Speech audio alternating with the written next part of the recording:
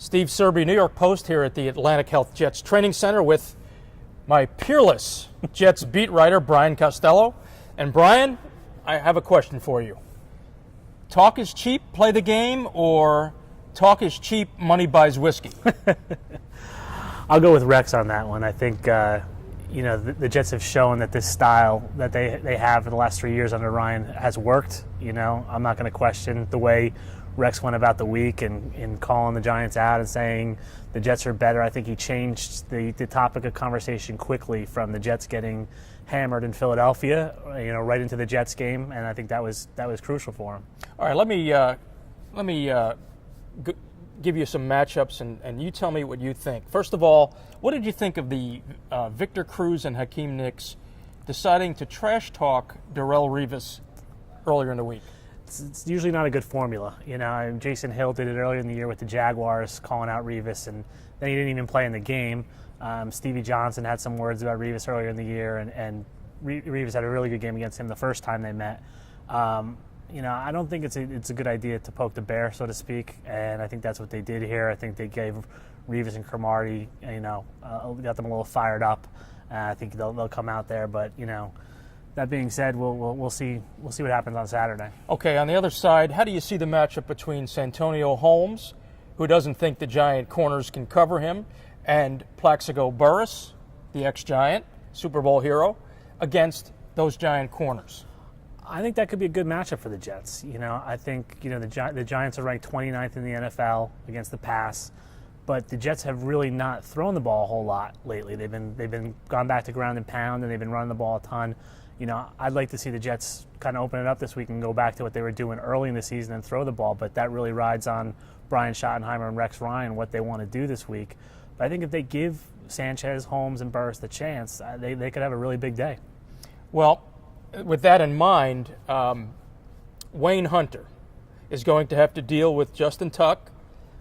And if I were the Giants, I would move JPP a little bit, move him to that side, because look what Jason Babin did to Wayne Hunter. How do you see that Giants pass rush against the Jets offensive line? It's a problem for the Jets, and it's something, I would make sure that it isn't Wayne Hunter versus Justin Tucker, Wayne Hunter versus Jason Pierre-Paul. I would make sure it's Wayne Hunter and someone else against them. I would run some 2 tight end sets and put Matthew Mulligan next to him, or have a running back come in, or at least have him get chipped every time.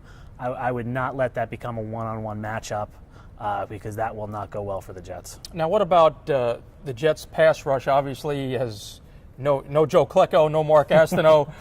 Can they rattle Eli? Can they get in his face and force him into some bad decisions? I think that's crucial. Aaron Maben really didn't do much against the Eagles last week. They need Maben to come back and have a big game. Eli's not as mobile as Michael Vick, obviously, and that's what gave the Jets a lot of problems last week. They couldn't get to him, and then when they got near him, they kind of froze. I think the Jets definitely can get to Eli, but they need a big game from Maben. Well, the game will probably come down to the last minute, it would seem. These teams are so evenly matched. Who do you like with the ball last? Eli Manning, Mark Sanchez, how do you see this playing out?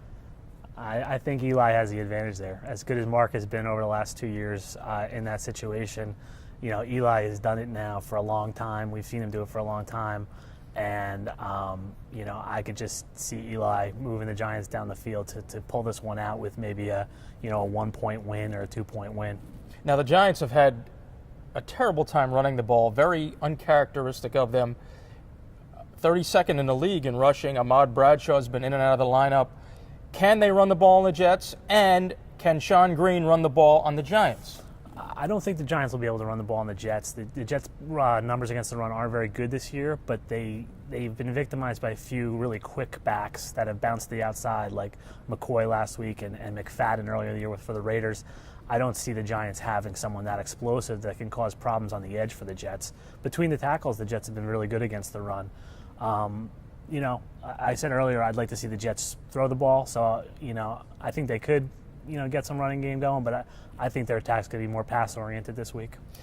How big of a loss or factor will the fact that Jake Ballard, tight end Jake Ballard, will not be available for Eli? I think that's huge for the Giants because the Jets have been really vulnerable against the tight end this year. Jason Witten had a big game against them. Brent Selleck last week had a big game against them. Rob Gronkowski's done well against them. So, that's clearly a weakness in the Jets' defense. And now that they don't have Ballard, I don't know the Giants can exploit it. Could you go over the status of Joe McKnight and some of the other banged-up Jets? McKnight's really the biggest question mark right now. He has the separated shoulder. He also has a hyperextended elbow. Rex Ryan has been saying it's a game-time decision. Some of his teammates said he's looked good in practice this week, and he hasn't shown too much of a problem. But, I think that's going to come down to seeing how he warms up. I wouldn't think he'd return kicks even if he can play. I just don't think they want to risk that. He has a big brace on his arm right now. The only other injury of note for them is Marquise Cole, who's an extra DB. Might not play. Do you think the Jets are the Giants' big brother? All I know is you're my big brother, Steve. I don't know about the Jets and the Giants. If you're wise, you won't listen to a word I say. Well, who owns New York? We'll find out Saturday night. Well, no, don't give me this. I want your prediction. Who will own New York on Christmas Eve? I think the Giants win the game, but I think it's really, really close. But I think they edge it out in the end. Really? Why? Yeah. Why would you pick the Giants? I just think that other than the fact you pick against the Jets every week. I think the matchup of Eli against the Jets defense is going to be the difference. I think Eli's going to be able to do some things. The Jets have struggled against good quarterbacks this year, and I think Eli's going to be able to exploit some matchups and do some things and pull it out. You want my pick? Yeah. I'm going opposite you. You going Jets? Why? It's always safe to go opposite you. That's not true. I think that the Jets can run the ball, and I think they can keep Eli off the field, and I think Revis will be fired up. He will have a pick, possibly a pick six. So I'm picking the Jets in a very tight one. I'm 13-1 in my picks this year with the Jets. Are you really? Yeah. Oh, then I'm picking the Jets. I'm picking the Giants.